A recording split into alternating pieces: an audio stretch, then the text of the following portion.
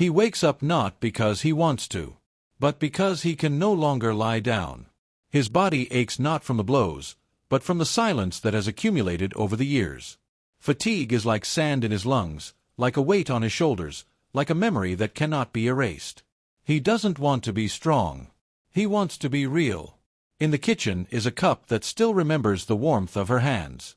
She once said, "You don't have to be a hero. You have to be alive." But he didn't hear it then, because he was busy trying not to break. And now he is broken. And there is something new in that. Something honest. He sits down on the floor, his back to the wall. Not because it is comfortable, but because it is the only place where he doesn't have to keep his back straight. His fingers touch the cold tile. And he thinks, this is me too. This pain. This silence. This fatigue. Fatigue is not an enemy. It is like an old friend who comes uninvited, but always knows when you can no longer pretend. It does not scream. It simply sits down next to you and says, "I am here. You are not alone." He remembers how he used to be afraid to show weakness, how he hid his tears, how he clenched his jaw, how he said, "Everything is fine." And now he is silent. And this silence says more than any fine. The street is noisy. People are hurrying, cars are honking, life is moving. And he is standing. Not because he cannot go, but because for the first time he allows himself not to go. For the first time he allows himself to be tired. And this is not a defeat. This is a beginning. He looks in the mirror. His face is not heroic. His eyes are not shining. But there is something new in them. Something that does not need proof. He tells himself, "I do not have to be strong. I have to be honest." And in this honesty, strength is born. Not the kind that screams, but the kind that is silent, but stands. The kind that is not afraid to say, "I am tired." The kind that allows itself to be afraid. The kind that does not run away from itself. He sits across from her. They are silent, not because there is nothing to talk about, but because each word is like a stone that must be lifted before it can be uttered. The fatigue is not in the body. It is in the fact that he no longer wants to explain himself. He does not want to prove that he has the right to be silent. She looks at him as if he were someone she once knew. And he feels it. He feels something invisible growing between them, not a wall, but a distance that cannot be measured. Fatigue is when you do not want to be strong for someone. It is when you want to be seen as you are, scattered, silent, real. He remembers how he used to write her letters, how he searched for words to be understood. And now he doesn't search. He simply is. And if she doesn't hear, it's no longer his pain. It's just a fact, like rain that falls even if no one is looking at the sky. Fatigue is when you no longer fight for love. Not because it's not important, but because you can no longer be what they want you to be. And that's not defeat. It's freedom. Because true love is not a fight. It's acceptance. He leaves the room. He doesn't slam the door. He doesn't say, "Goodbye." He just walks. And in that movement is strength. Because he's not running away. He's choosing himself. For the first time in a long time. It's evening outside. The streetlights shine like eyes that don't judge. He walks slowly. Not because he doesn't know where he's going, but because he's no longer in a hurry to be someone. He doesn't need to be strong. He needs to be honest. And this honesty is like a light that doesn't blind, but guides. Like a voice that doesn't shout, but resonates. Like a love that doesn't demand, but remains. He remembers how, as a child, he was afraid to ask. Not because there were no questions, but because the answers always sounded like orders. The silence in the house was not peace, but tension, like a string stretched between two gazes.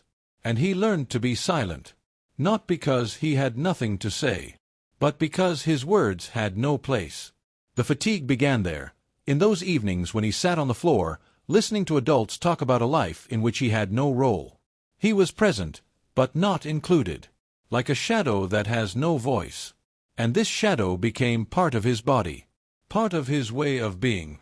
He learned to be comfortable, He learned not to interfere. He learned not to cry out loud. And every time he wanted to say, "I'm hurt," he said, "It's okay." Because it was easier that way. For them. Not for him. Now, as an adult, he carries this fatigue as an inheritance. Like an old shirt that can't be taken off. It doesn't scream. It just is. And when he looks at himself in the mirror, he sees more than just himself. He sees a boy who has learned to be silent in order to survive. But something changes. He no longer wants to be silent. He doesn't want to be comfortable. He doesn't want to be a shadow. He wants to be a body. A voice. A gaze that doesn't hide. He begins to write. Not for anyone. For himself.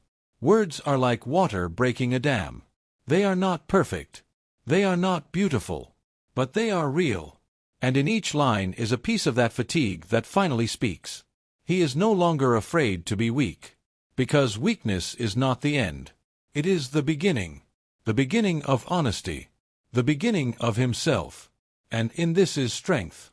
Not the one that hits. But the one that holds. The one that doesn't run away. The one that says, "I am here. I am alive. I am tired. And this is me too." He sits in the dark. Not because the light has gone. But because the darkness is a place where fear doesn't need to be hidden. It doesn't scare him. It speaks to him. Like an old friend who comes when everyone else has left. He is afraid. Not loudly. Not panicking. But quietly. Like someone who has become accustomed to the fact that fear is part of the morning. Part of the evening. Part of every decision. And he no longer fights it. He listens. He once thought that fear was something to be conquered. To be strong, to be confident, to be invincible. But now he knows, invincibility is a myth. And fear is the truth. And the truth has the right to be. He remembers how he was afraid of losing. People. Himself. Love. And every time something went wrong, he thought it was his fault. That he wasn't strong enough. But now he understands, losses are not his fault. They are part of life. And the fear of losing is not weakness. It is proof that you love. He allows himself to be afraid. He does not hide it. He does not disguise it. He simply says, "I am afraid." And in this is strength. Because the one who recognizes fear no longer runs away. He stands and looks into the eyes of what scares. He does not want to be a hero. He wants to be alive. And the living are afraid. The living get tired. The living are silent when they do not know what to say. And in this is beauty. Because real life is not about victories. It is about staying, even when it is scary. He writes, "I am afraid. But I am here." And these two sentences are like a prayer. Like a promise to yourself. Like proof that fear does not destroy. It simply shows that you are still breathing. He stands by the window. The light falls on his face, but he doesn't hide. For the first time in a long time, he doesn't try to look better than he is. He doesn't try to be strong. He doesn't try to be what people expect. He just is. The fatigue hasn't disappeared. It hasn't dissolved like fog. It's remained. But now it's not a burden. It's part of his history. Like a scar that doesn't hurt, but reminds.